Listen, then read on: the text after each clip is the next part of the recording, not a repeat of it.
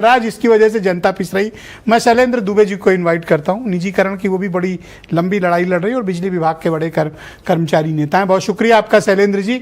ये ऑनगोइंग जो इशू है बिटवीन मिनिस्टर एंड डिपार्टमेंट और अधिकारियों के बीच, खासतौर पर मैं उल्लेख करना चाहूंगा आशीष गोयल, पंकज यादव और ये चारों डिस्कॉम के जो एमडीज हैं, इनके बीच और मिनिस्टर के बीच के डिफरेंस एकदम तलवार की धार पर है और आमने सामने है दोनों।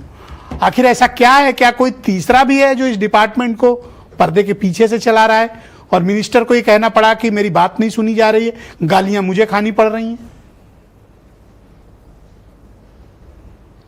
देखिए, इसके पीछे वजह जो है वह निजीकरण ही है। और जहाँ तक आईएएस अधिकारियों का प्रश्न है तो माननीय ऊर्जा मंत्री खुद एक आईएएस अधिकारी रह चुके हैं, वर्षों तक रह चुके हैं।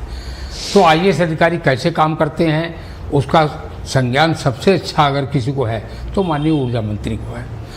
लेकिन निजीकरण जिस जल्दी में कर देना चाहते थे, 25 नवंबर 2024 को ऐलान किया गया था कि बिजली का निजीकरण कर दिया जाएगा।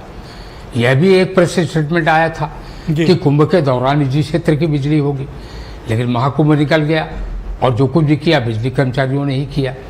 तो जहाँ तक बिजली व्यवस्था का प्रश्न है, बिजली व्यवस्था जब टेम्परेचर बढ़ता है, गर्मी होती है, बिजली की मांग ज़्यादा होती है, तो चूँकि संसाधन नहीं है, हमारे सब स्टेशन की उतनी कैपेसिटी नहीं है, हमारे पास कर्मचारी भी नहीं है। आज कुल 32,000-33,000 कर्मचारी बचे हैं, जबकि जब बिजली बोर्ड का विघटन किया गया था वर्ष 2000 में, तब 1,20,000 कर्मचारी थे। तो कर्मचारियों का भी अभाव है। इन सब चीज़ों का बिजली व्यवस्था पर असर पड़ता है। लेकिन बिजली व्यवस्था सुधरी है और 41% से जो राष्ट्रीय मानक है 15%, उसके नीचे तक लाइन लॉसेस आ गए हैं। तो यह गुस्सा होने का कोई कारण दिखाई नहीं देता। मुझे लगता है टकराव का कारण, एकमात्र कारण, जल्दबाजी में निजीकरण कर देना चाहते थे। आज बिजली कर्मचारियों के आंदोलन के 240 दिन हो गए हैं और तो बिजली ये जो वीडियो वायरल होते हैं, मिनिस्टर को गालियां पड़ती हैं और गांव खेड़ा कस्बे में किसानों को बिजली नहीं मिल रही, इतनी बड़ी प्रॉब्लम है, आज चीफ मिनिस्टर को भी इंटरवीन करना पड़ा, तो ये कोई प्रॉब्लम नहीं है सर? देखिए, नहीं, प्रॉब्लम है।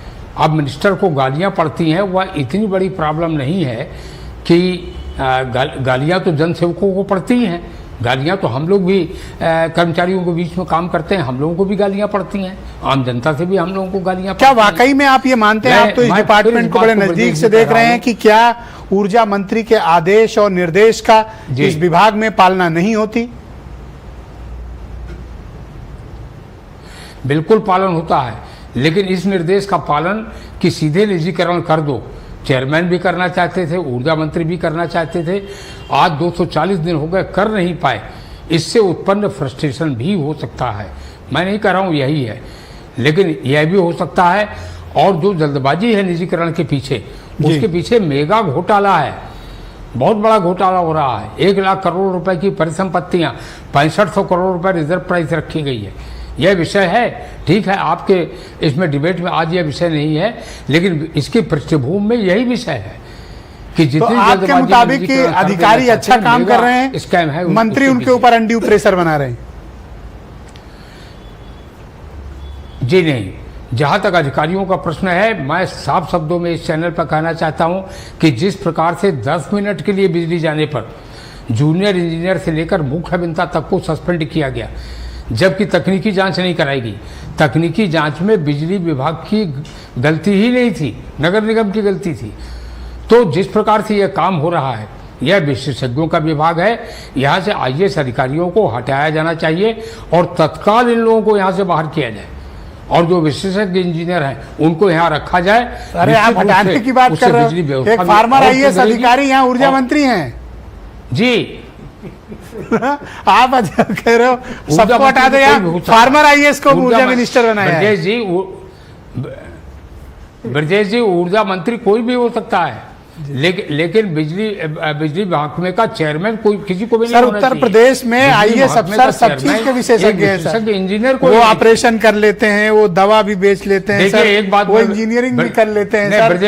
ब्रजेश जी, अच्छा ब्रजेश जी, ठीक, एक बात मैं कह रहा हूँ, केवल आपका 1 मिनट लूँगा, कि जब हमारा ये एक्ट है और जिस एक्ट के तहत यह पावर कॉरपोरेशन बने हैं उसका जो नियमावली है, उसकी नियमावली में लिखा है कि चेयरमैन, एमडी और डायरेक्टर का चयन किया जाएगा। एक कमेटी भी बनी हुई है, चीफ सेक्रेटरी की कमेटी है। वह कमेटी पहले चेयरमैन का भी चयन करती थी, एमडी का भी करती थी, डायरेक्टर का भी करती थी, अब केवल डायरेक्टर का करती है। Thank you sir. एमडी और चेयरमैन आईएएस क्यों बना दिए जाते हैं? जी बहुत शुक्रिया सर, बहुत धन्यवाद। मेरे साथ हरनाम सिंह है।